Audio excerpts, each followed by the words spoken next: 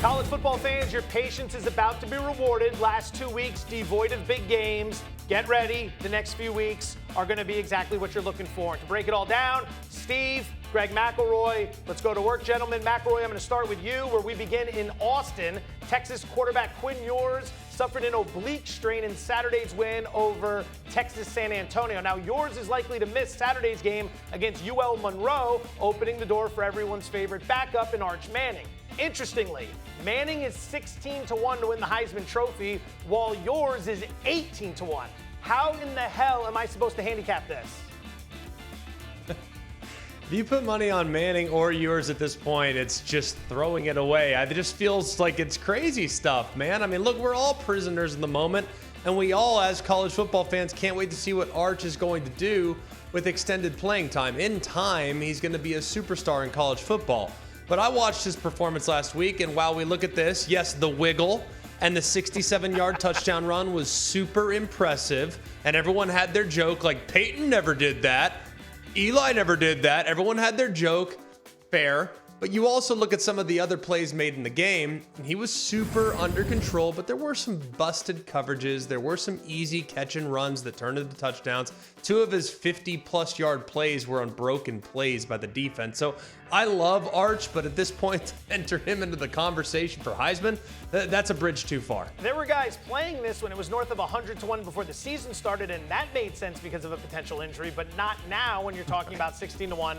I agree. Steve, let's talk about a potential buy low spot here. Georgia struggles in a 13-12 win at Kentucky. It ends up moving the Longhorns to the SEC favorite role, where they're now priced at plus 175 to win the conference. Would you back Steve Sarkisian at that price, or would you be looking elsewhere? I'm looking elsewhere, Joe. When you look at what happened to them last week, I thought Kirby nailed it.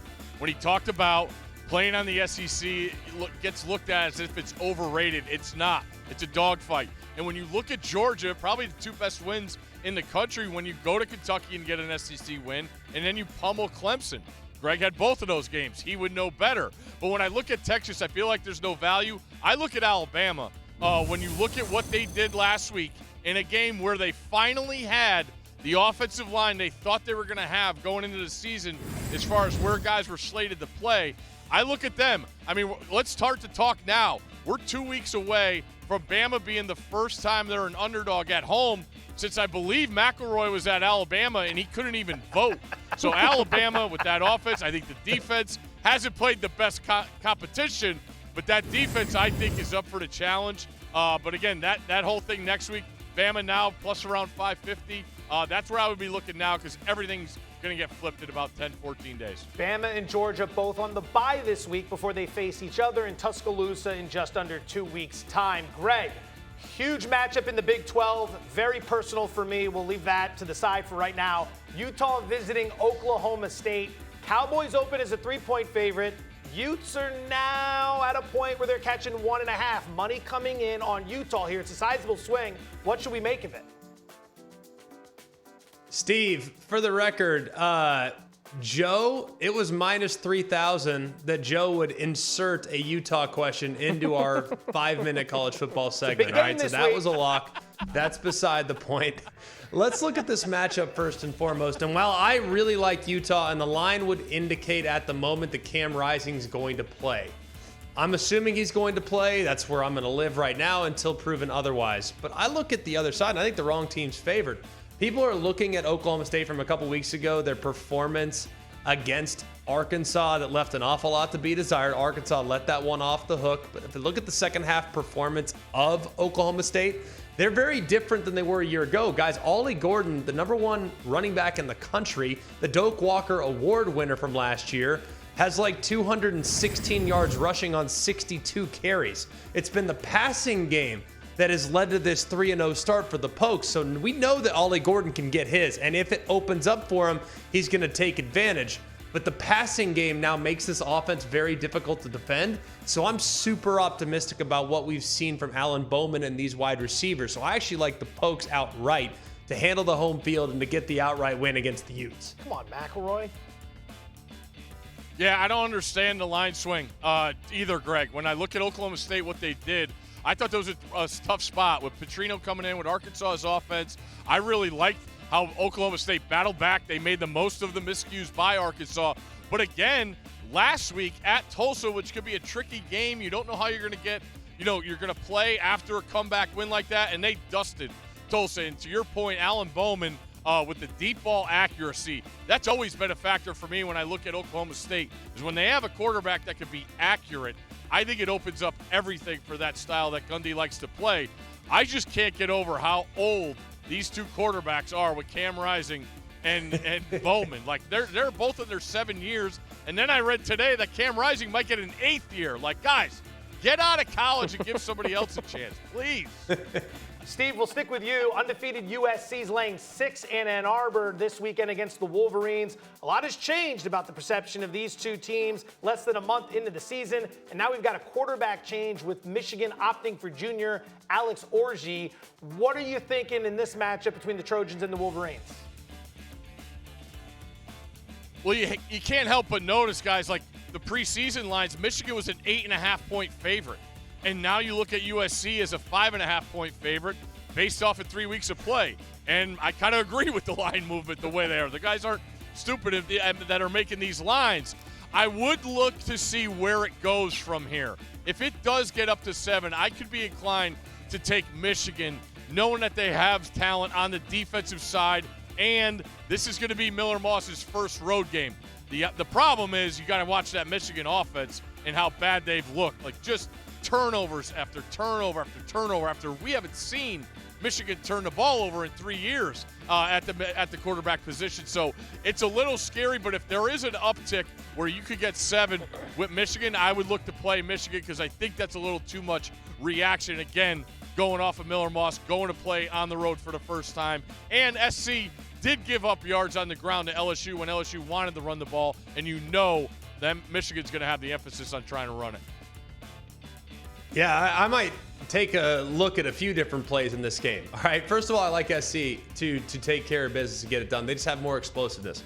But if I'm looking at Alex Orji attempts, I would probably take under. I think Michigan is going to live by trying to run the football. And frankly, you look at Alex Orji, the new quarterback for the Wolverines, I am highly unimpressed with his accuracy based on what I've seen now through 2 seasons. He had 1 pass attempt last year, and he's had just a couple this year. The throws are off the mark. It's oftentimes nose down. It's hard to catch. I think they kind of know, hey, we're basically going to the triple option by making this move to Alex Orji. And any throw he makes is going to be within probably 5 or 6 yards of the line of scrimmage, outside of the occasional deep ball to keep you honest.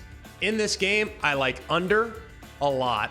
I also like under with basically every pass that you can have as it relates, every pass prop that you can get on Alex Orji, because I think that he's in there really to run the football, and that's going to be where Michigan leans. So I think this game that SC handles, but I think it's going to be low scoring and one that's not going to feature a real aerial attack from the Michigan Wolverines. Strong analysis, and because we're professionals in these parts, we're going to leave a lot of those jokes on the table. Greg, we'll stick with you. Last one. Battle of Unbeatens in Norman on Saturday as Oklahoma hosts Tennessee. This line was Tennessee plus 4.5 in August. Now it's Vols minus 7.5, a 12-point swing. Two-parter, how would you play the spread? And if you do like Tennessee, should we be playing them to make the playoff at around minus 200?